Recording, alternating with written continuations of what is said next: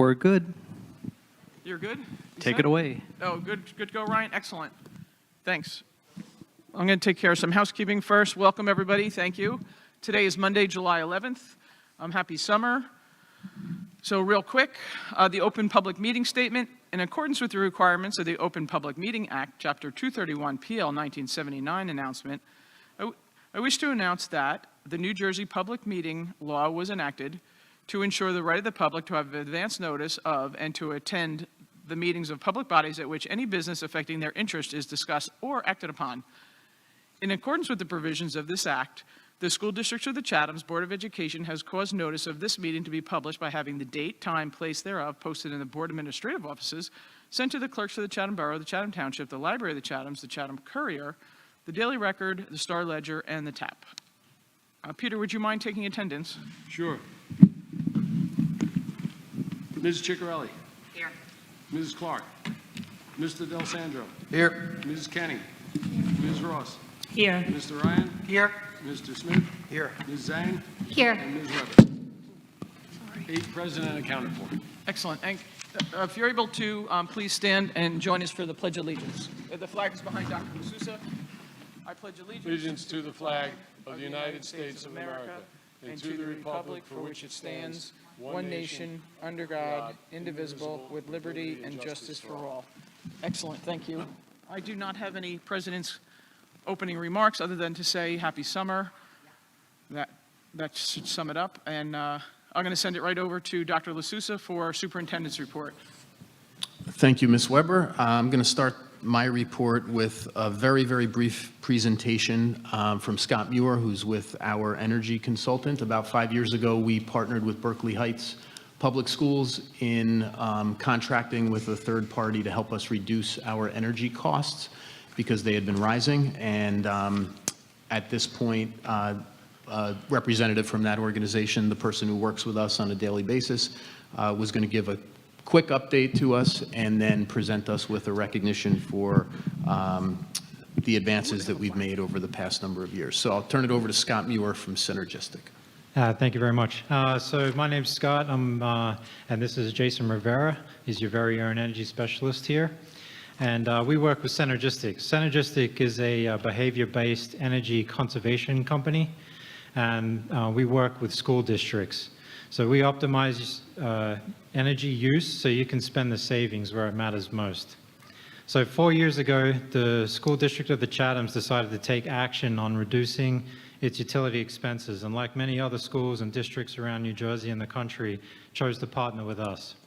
So we thank you for that. Today, Synergistic would like to recognize your success. Today, you have realized 14% savings in your utility expenses, and your environmental impact has reduction of over 2,500 metric tons of CO2. So some of you might be asking, what does that look like? Well, it's equivalent to 6.3 million miles not driven by average cars. And it takes over 41,000 trees, 10 years to offset that amount of CO2. So these achievements have earned you our Energy Stewardship Recognition for 2022. And this could not have been possible without the support from this board, Superintendent Dr. D'Souza, Peter D'Aquila, and of course each principal and teacher. And I also want to thank the hard work and contributions made by John Cataldo and his maintenance and custodial team. So I would like to invite Peter D'Aquila to accept this award. So thank you and congratulations. Thank you. Consider this your bonus too, Peter. Here it is. The one you say? Yeah, no, the plaque. Slow walk it. Thanks,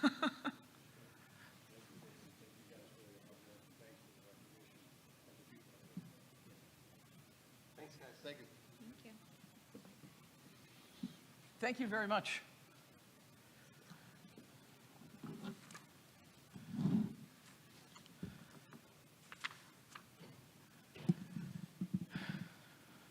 Thank you, Scott. Thank you, Jason. Thanks for coming out. Appreciate it. Thanks for Peter's bonus. And those are the two guys who are responsible for the fact that sometimes we show up here and it's 75 degrees in this space because no one has been occupying it. They both monitor the controls on a daily basis, or first it was Scott, now it's Jason. And they've, just stayed on top of all of those kinds of set points with thermostats and everything that creates energy use. So it's been good for us and healthy for our staff to see these folks and their presence and helping us try to save a few dollars. Other than that, since our last meeting, we successfully graduated 329 students from Chatham High School. Those of you who were present, thank you for being there. It was a nice evening, and it was at Menon for the first time in several years. It was a good thing because it was a very warm evening, kind of like tonight, and even though it was still kind of warm inside Menon, it wasn't nearly as warm as it would have been if we were out on the field under the threat of a thunderstorm. We also have rolled over our student information system so that we've taken out those 329 students who just graduated. We have into our system all of the students who have completed registration. We still have quite a few who are in the process somewhere of registering but haven't completed the submission of all the documents. We have 232 students entering first grade as of today. So if you do the math, we just graduated 329. We have 232 coming in. So this is the third or maybe fourth year now where we've seen the demographic projections from 2018 come to fruition with smaller cohorts of students who are entering the schools as we exit our largest groups of students, 360 a couple of years ago, 330 this year. So as a result of that, our enrollment is continuing on to decline.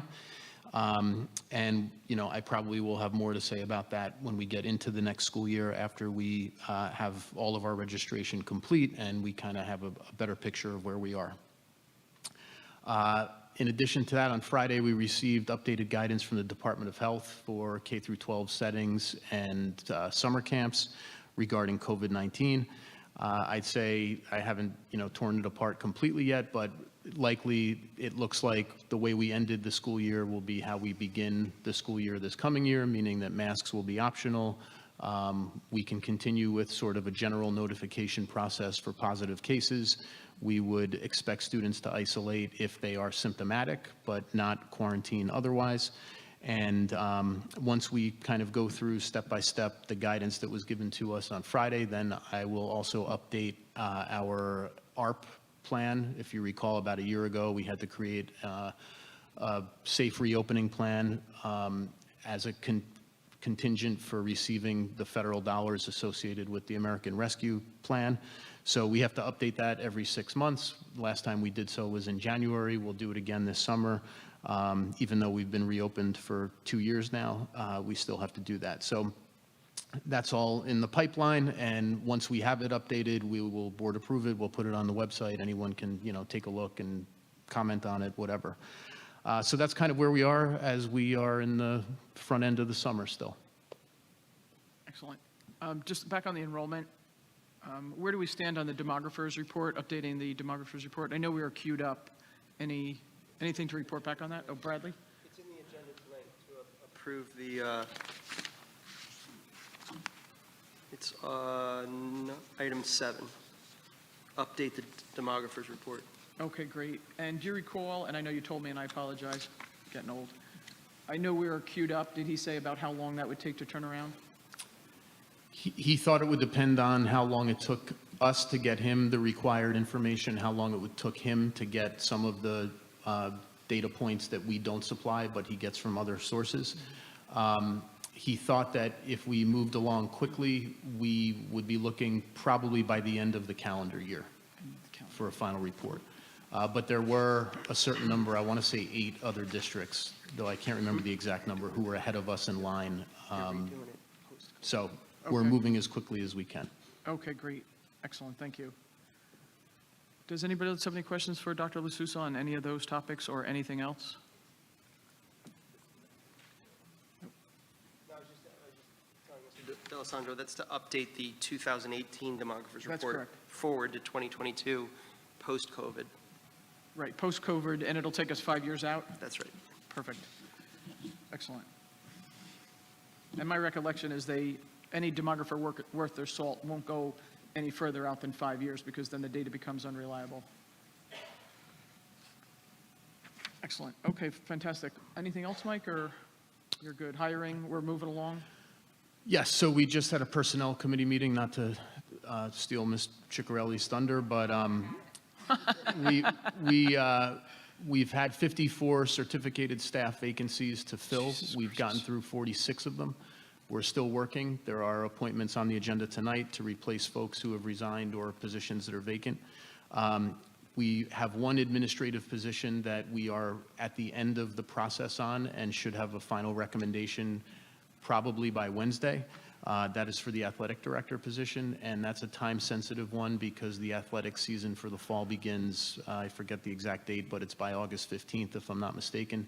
So we're a little bit under the gun to try to appoint someone. So I would like to ask the board if there are 5 of you who would be able to come right back here on Thursday, perhaps, or if not Thursday, maybe Monday, a week from tonight, or during the day. It would only be a single item agenda with one, sentence about appointing our next athletic director once we get to the final end of the process over the next 48 hours or so. Okay, yeah, I think we can make that happen. 5 of us can, if you send out a couple of dates and times, I'm sure we can rally 5 of us.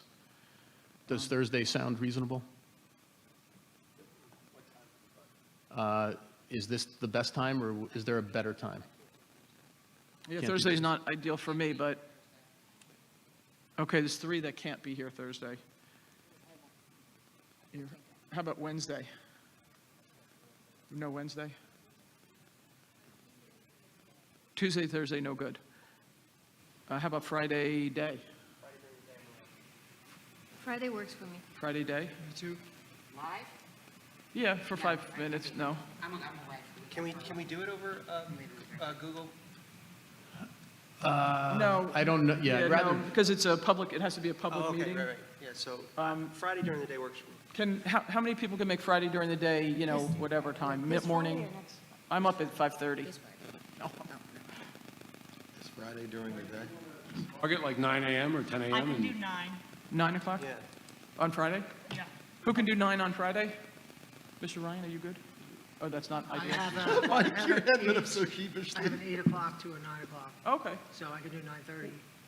9:30? Sold, no. 9:30? 9:30? We don't have enough, right? Do we have 5 enough? p.m. We just need 5.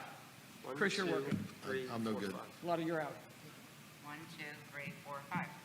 Oh, good. If Mike Ryan's in, I'm in for 9:30. Yeah. Okay, I It's think you 1, have 2, 5. 3, 4, 5. Friday at 9:30? okay, then Friday, 9:30 will be, Peter can advertise it by Wednesday, for sure. and We do have we'll- 5, right? Here?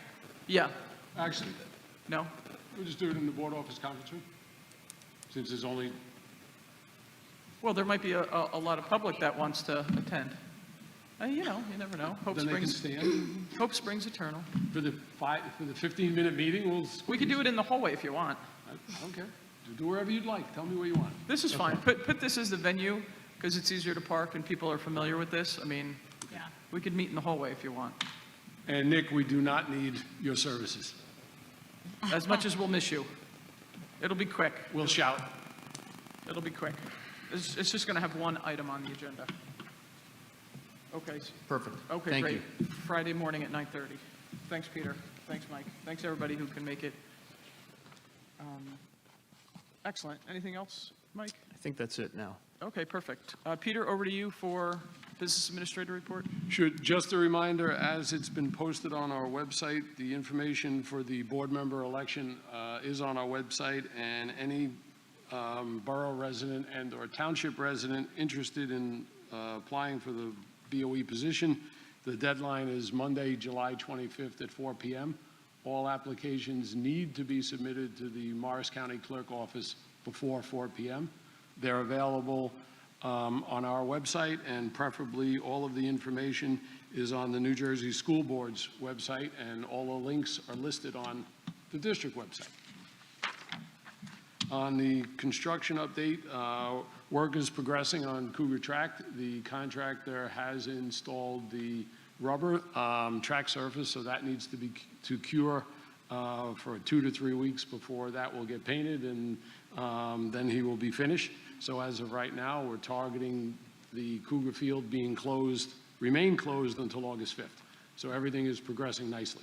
The whole complex or just the turf and track? Once the turf cures, the track and turf complex will remain closed, and then we will open up the rest so people have easy access to the fields. Okay, because there was a camp or something over there today. Well, put it this way, anything that is, football has been practicing, so we've gotten them the access to park and use the upper grass field.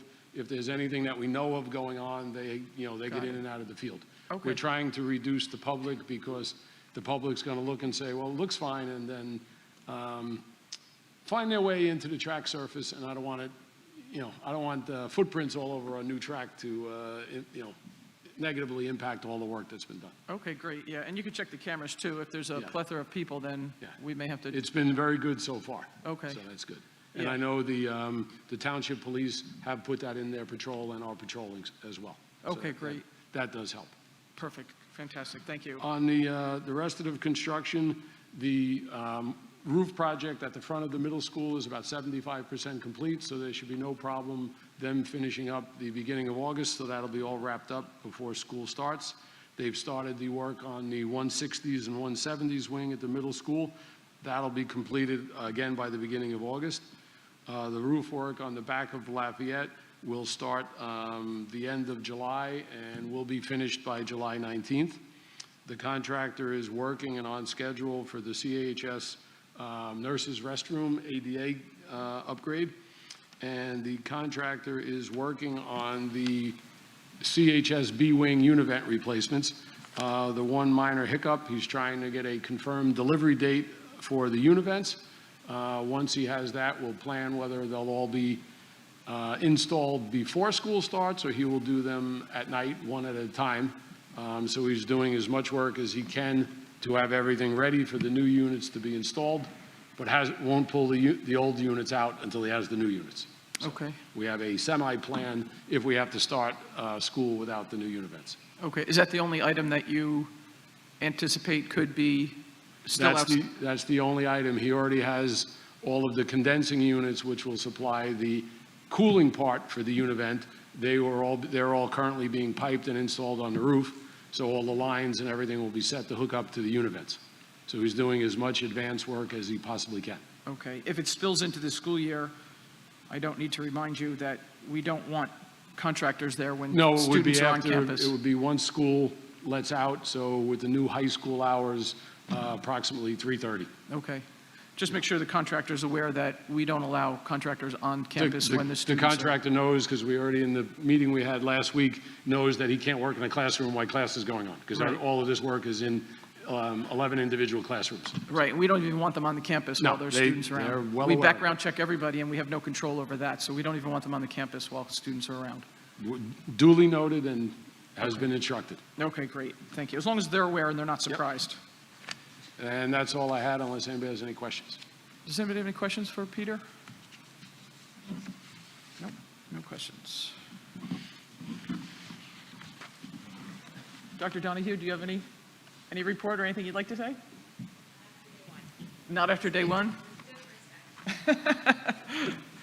Well, congratulations on day one being in the history books. There we go. Excellent. So we're going to move over to committee reports, starting with Mrs. Ciccarelli. Turns out we met right before this meeting, but Mike already gave you the update, and we don't have another meeting on the calendar that I'm aware of, do we? Other than Friday at 9:30. Right. Sometime in August. August 17th. Okay, great. Thank you. Curriculum, Ms. Clark is not here. I believe we're meeting Wednesday. Is that a true statement, or am I lying? No. Totally lying. Okay. Nothing on Wednesday? We don't meet till August. Okay, perfect. Excellent. Mr. Smith for Finance and Facilities. We have not met since June 6th, and we're not meeting until September. Okay, excellent. Mr. Ryan, over to you for Policy and Planning. Since the last meeting, I think we're meeting next Wednesday or this Wednesday, right? Mike? August, I thought we had one in August, but August, I'm yeah. not sure. I thought there was 2 meetings on Wednesday too, but my calendar maybe didn't update. Yeah. I thought we had one for Wednesday. Oh, you're off. I'll confirm tomorrow. Yeah. 8/17 for curriculum personnel. BOE meeting Monday, the 22nd of August. Finance and policy, September 7th. Okay. Okay, great, thanks. Mike, Ryan, we're still moving ahead with kind of revamping some of the policies and reviewing them? That's still Yeah. underway? Okay, thank you. Anybody have any liaison reports that they want to? Nope, none of those. Okay, excellent. Moving right over to the minutes, I'd like to make a motion to approve the public and executive sessions for, I'm going to do these one at a time, for May 16th. And Mr. Del Sandro needs to abstain from May 16th. Okay, so all those in favor? Aye. Opposed? Abstentions? There you go. And I noted that Ms. Kenny seconded the motion. So. She did. She's so soft-spoken. Excellent. June 13th, just a public session. There was no executive session. I believe Mr. Ryan was the only one not present. All those in favor? Aye. Aye. Opposed? Abstentions? Abstain. Duly noted, passed 701 with, again, Ms. Kenny seconding the motion. Excellent, very good. So we have our first opportunity for public commentary. Nick, there's a slight feedback up here. I don't know if you can hear that. To me, it sounds like a drum in my ear. Yeah, excellent, thank you. Appreciate that. So we have our first opportunity for public commentary. Hearing of the citizens during the public commentary section of the agenda is an opportunity for any member of the public to be heard about issues which are or are not topics scheduled for the current meeting. To help facilitate an orderly meeting and to permit all to be heard, speakers are asked to limit their comments to a reasonable length of time, and we'll try and answer or address any questions at the end after we close public comments. So if you wouldn't mind introducing yourself, that would be great, and the floor is yours. Good evening, Nicole Lois in Chatham Township. I'm here tonight to discuss Policy 2230, which we have brought up during both the May and June Board of Ed meetings. The title of Policy 2230 is Course Guides. At the end of the policy, it states, parental feedback is gathered through the Parent Curriculum Advisory Council. On May 16th, we asked if this advisory council existed, and if not, how is one created? The Board of Ed written response has indicated that because Policy 2230 dates to 2007, which predates Common Core and New Jersey learning standards, this would be a reason to abolish this policy. I'm sorry, this is a non-answer to our question. Our request is specific to reinstatement of parental curriculum advisory councils. How this was enforced by the board or neglected by the board in the past is not the point. Parental feedback gathered through the Parent Curriculum Advisory Council is good policy that we should keep. It integrates the community. It might not be comfortable or clean, but it is essential. Just because we haven't done it doesn't mean it shouldn't be done. I support Policy 2230 to maintain Parent Curriculum Advisory Council.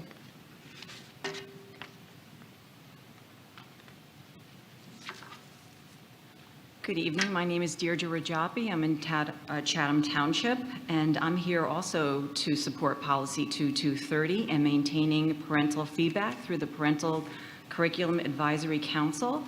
I know that Mike Ryan and I had exchanged some emails about this policy, and he was very kind in getting back to me and had said that when he had met with the policy committee and Dr. LaSousa, they had talked about abolishing this policy as well as the entire policies, since according to Ms. Weber, this was outdated since 2007, and that a replacement policy will be implemented. Also, Ms. Weber, you had mentioned something called the open curriculum meeting format, which is a presentation within the public meeting of the Board of Ed meeting, which information is presented to the board. Members of the public are not permitted to have a dialogue beyond the public comment opportunities during this time. This isn't a working meeting, and the content is not shared with public members of the public ahead of time or afterwards for further review. We know parents are important to this community and to this Board of Ed, and Policy 2230 reinforces this and codifies it. Our leadership knew back in 2007 when the Policy 2230 was written, and I support it, and it's important to continue to maintain Parental Curriculum Advisory Council. Thank you. Thank you. Any other comments? No, that was a quick public comment session. I didn't say that it wasn't good policy. What I said is we think it's better policy to have the open curriculum format where people have asked questions, people have engaged. I mean, you can go back to, I listed off all of them. There's literally dozens of them. I listed them all off last meeting. I listed the date and I listed what the presentation was at the last meeting. And we think this is a much better format. I'm talking to the board to make sure that we're all in agreement that this is a much better format, in which case to, we're going to have a second commentary at the second end, but I can read through the dates again. I don't know if that's going to be laborious, but I can if you want, which presentations we've had, and, or I could just submit them for public record to Peter. But there's literally been dozens of them. I only went back to as far as 2015. We believe that having an advisory board of just 6 parents is not as advantageous as having an advisory open curriculum meeting with the potential for 18,000 residents to show up if they want. Or they can watch the video later and send in an email. So I do not believe that we're putting back an advisory committee. And the reason it was abolished in some part was it was very difficult for folks to attend. And also they didn't feel comfortable bringing back information and disseminating it to the PTOs where there might only be, a dozen or 50 folks at the meeting. So I believe that is where we left off. And Mr. Ryan, I don't think you're at the last meeting, but. I watched the video for the last Okay. meeting, yeah. You did hear me read off all the dates and the various presentations that we gave. Peter, I may submit that to you to add to the minutes, the date and also the presentation, so folks can go back and watch the video as to the point where we had it.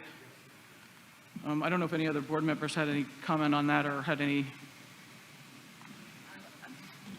Hear me? I would agree with Jill. I was president of the PTO at SBS for several years, and it was always a struggle to get a parent to come to the meetings, to be the liaison for the Board of Ed meetings. And not to say that all the meetings were poorly attended, but I mean, 15 to 20 people. I feel like this forum, if you can go back and watch the videos, and you can have a dialogue with us via email if you have any other questions. I think that this is a more efficient and transparent way to get the information out. I think it's a more inclusive process to have the open curriculum meetings versus a smaller advisory, so-called advisory committee. I would say, though, that I wouldn't have any objection to sharing those presentations before those meetings, so people can come with questions, that are appropriate, versus absorbing a presentation and then having to come up with a question. Right. You guys good? Everybody good on my left? Okay, great. Mike or Mary, are you good? Did you want to add anything, or you're good? I think I spoke to this last meeting, but if I didn't, I just want to make clear that that Parent Curriculum Advisory Committee was never a working group or a group where parents were part of creating curriculum. The way that committee worked was each PTO from each school, there are 6, would have a liaison, just like they have a liaison for Special Events Day or for Teacher Appreciation Week, whatever it might be. And on a every other month basis, those 6 reps would meet with the assistant superintendent, who would go over any of the big changes that were afoot in terms of curriculum or the testing presentation before it came to the board meeting. And it was simply like a mini presentation either prior to a board presentation or prior to a presentation at the PTO meetings, where typically we'd have somewhere between 10 and 20 parents. It was a joint decision when I was assistant superintendent, if I remember right, maybe superintendent, somewhere in that period 10 or 12 years ago, between the PTO and the administration. The PTO presidents at the time expressed concerns that they couldn't get people to attend the parent curriculum advisory meetings, and that those who did attend never felt fully equipped to then go back and talk about everything that was discussed at the meetings. So they preferred to have the presentations and the dialogue happen either at the PTO meeting itself at each school or in a bigger format like at Board of Ed meetings. And that was when we moved to having open curriculum meetings at the Board of Ed. We didn't used to invite supervisors to Board of Education meetings publicly on any kind of regular basis, if at all, ever. We would do usually the testing presentation and the report on the graduates, but we wouldn't do curriculum-focused presentations about programs until whatever year it was that we started doing this. And the reason 2012. 2012. The reason was that the agreement was that the Parent Curriculum Advisory Group as a forum wasn't working well and wasn't getting out to enough people, and it would be more inclusive and more transparent to have them done in as public a space as possible. So that's just the background on the kind of the mechanical side of it. And also, maybe there's a misconception. The 9 of us don't set curriculum. The 9 of us take the curriculum from the state. The supervisors then, work with their teaching staff. In a curriculum meeting, as it relates to a curriculum item, if you're changing the curriculum, we might ask about the sequence. How does that impact the 6th graders versus the 8th graders?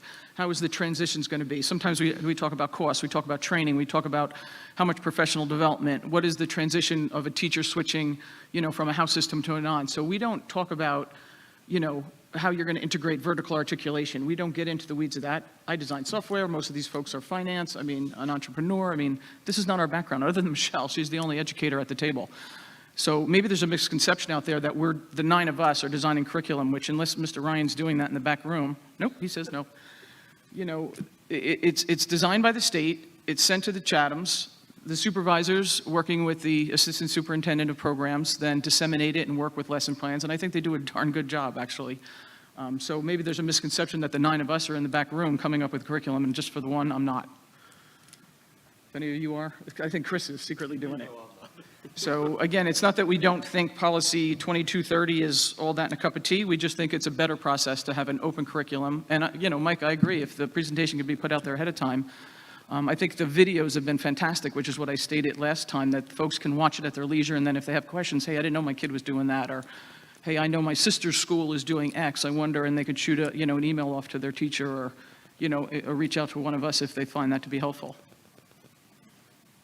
Okay. Excellent, very good. So we're going to move on. There's another opportunity for public comments at the end. So we're going to start off with personnel. Ms. Ciccarelli? Hang on one second. I want to move agenda items A1 to A18 on the regular agenda, as well as A 2, 3, 5, 14, and 19 and 20 on the addendum. Excellent. Thanks. Peter, did you hear Mr. Ryan second? I got Mr. Ryan as the Excellent. second. Thank you. Excellent. Very good. Thank you. Does anybody have any questions for Beth or Mike or Ann or any of these items? Can't go too deep on a personnel. Congratulations to the retirements. Always jealous of that. Any questions on any of the personnel items? Nope. Peter, would you mind? Sure. Agenda items A1 through 18, addendum items 2, 3, 5, 14, 19, and 20. Ms. Ciccarelli? Yes. Mr. Del Sandro? Yes. Ms. Kenny? Yes. Ms. Ross? Yes. Mr. Ryan? Yes. Mr. Smith? Yes. Ms. Zhang? Yes. And Ms. Weber? Yes. Agenda items pass 8-0. Excellent. Mr. Smith, would you take us away with finance and facilities? Yes, I would like to move agenda items B1 to B18 on the main agenda and B19 through 22 on the addendum. And also wanted to highlight a number of donations here. We have donations from the Chatham Athletic Booster Club, an anonymous donation from a Chatham family, a donation from the Milton Avenue PTO, and also the demographer's report we highlighted before, which we are in motion on. Excellent. Perfect, thank you very much. Any questions for Bradley or Peter, or anybody else on finance? Nope, seeing none, Peter? Okay, agenda items B1 through 18 with the addendum of 19 and 20 as seconded by Ms. Kenny. Ms. Ciccarelli. Yes. Mr. Del Sandro. Yes. Ms. Kenny. Yes. Ms. Ross. Yes. Mr. Ryan. Yes. Mr. Smith. Yes. Ms. Zhang. And Yes. Ms. Weber. Yes. Agenda items pass 8-0.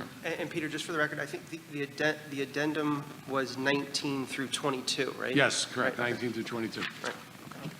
If I misspoke, I apologize. Good, thanks. Squared away there. Perfect. Lotto, thank you for agreeing to do curriculum. Would you mind? Yes, I'd like to move action items C1 to C3 for vote. Second.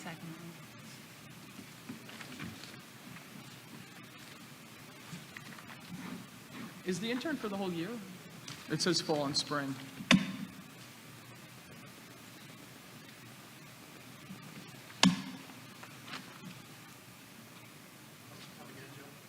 I'm sorry, the C3, there's a student intern. It says fall of 22 and spring of 23. The intern's here for an entire year? Really? Look at you, how giddy you are. That's amazing. I've never heard an intern staying for a whole year. How'd you manage that? Your little pixie dust over there? That's pretty good. Wow, congratulations. Excellent. So C1 through C3, all those in favor? Aye. Opposed? Abstentions? Duly noted, C1 to 3 passes 8-0. Excellent. Mr. Ryan, do you have any audibles for policy? Nothing for policy at this time. Excellent. We now are up to board business. Does anybody have any items they want to discuss? Nope. All good there? Excellent. Summer's usually a little slower, which is nice. So we have our second opportunity for public commentary. If you wouldn't mind introducing yourself, that would be great. We do not have an executive session, correct? Okay, excellent. Nice. No? Oh, there we go.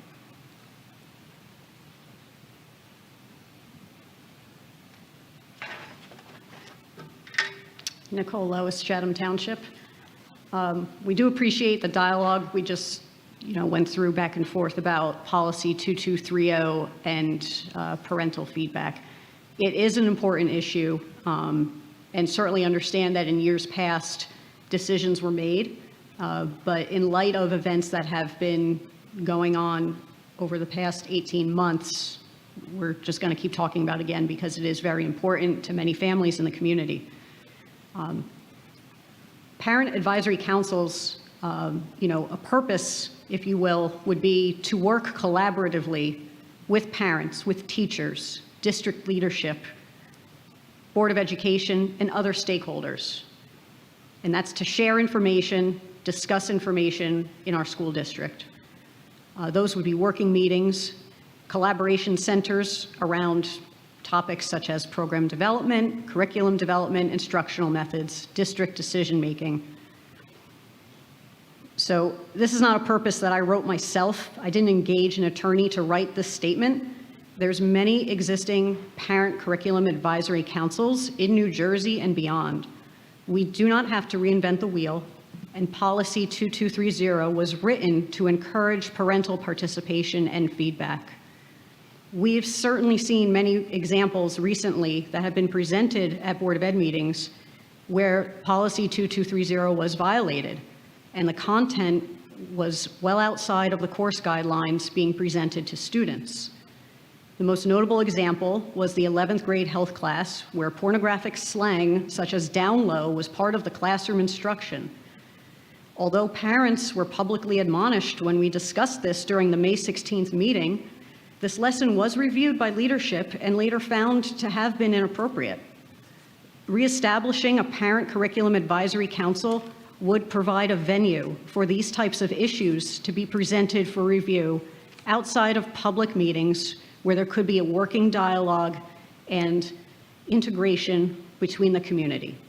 We are asking to keep policy 2230 and re-engage the Parent Curriculum Advisory Council. Thanks, Nicole. Sorry, Deirdre, you're the only one left. Did you?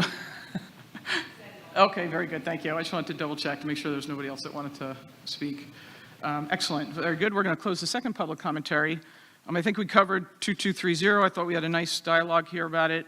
I just want to correct, nobody was admonished. In fact, I think Dr. Lususa said, I will look into it. He did look into it and he got back, but nobody gets admonished.